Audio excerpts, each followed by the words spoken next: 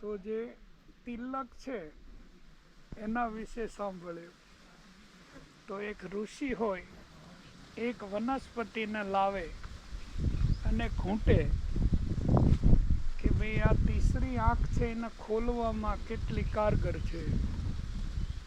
તિલક કરે, કોન્સન્ટ્રેશન કરે અને વિચારે કે ભાઈ આ તીસરી આંખને ખોલવામાં કેટલી કારગર છે.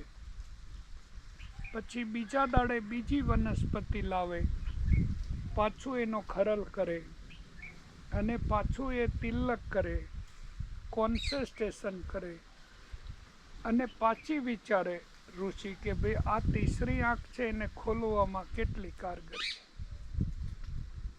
તેમ કરતા કરતા એક ઋષિને તિલક ગોતતા ગોતતા 1000 વર્ષ લાગે.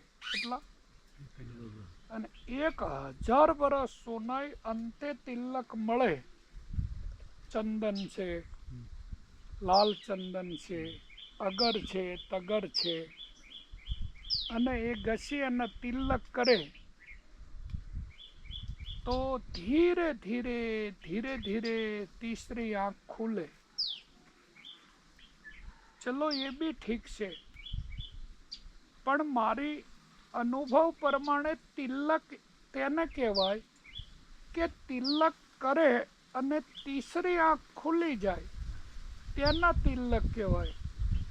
બાકી તો કસરત કહેવાય. શું કહેવાય?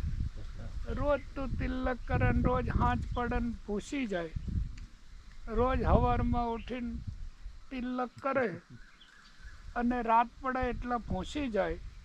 14 વર્ષની ઉંમરે દીક્ષા લે તિલકની અને 70 વર્ષ સુધી તીસરી આંખ ના ખુલે તો તારે એનું શું સમજવું?